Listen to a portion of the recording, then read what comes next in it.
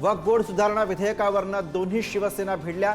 वक्फची जमीन हडपण्याचा सरकारचा डाव, अरविंद सावंतांचा आरोप। तर बाळासाहेब असते तर हीच भूमिका असती का, श्रीकांत शिंदेंचा सवाल। थोड्याच वेळात विधेयकावर मतदान। वक्फ बोर्डावरती बिगर मुस्लिम सदस्य नेमण्याची तरतूद नाही। विरोधकांकडून मुस्लिम समाजात संभ्रम निर्माण करण्याचा प्रयत्न। केंद्रीय गृहमंत्री अमित शहांचं स्पष्टीकरण। बीड डीपीडीसीच्या कामांमध्ये भ्रष्टाचार नाही। उपमुख्यमंत्री अजित पवारांकडून धनंजय मुंडेंना क्लीन चिट। तर अजितदादांना आजाराचं कारण सांगून धनंजय मुंडे मुलीच्या फॅशन शोच्या कार्यक्रमात।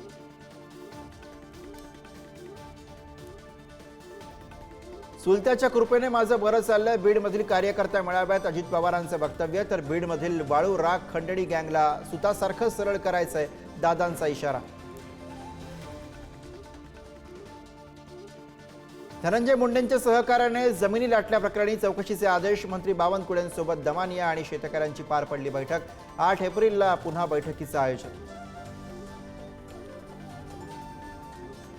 नाशिकमधील काठे गल्ली परिसरातील दर्गा अनधिकृत। उच्च न्यायालयाचा निर्णय। नाशिक पालिकेने दर्ग्याच्या भिंतीवरती लावली नोटीस। 15 दिवसात अनधिकृत दर्गा काढण्याची सूचना।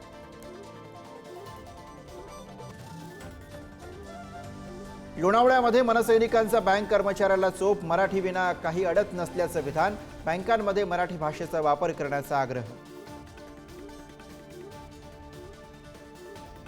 जालन्यामध्ये सासूची हत्या करणाऱ्या सुनेला अटक।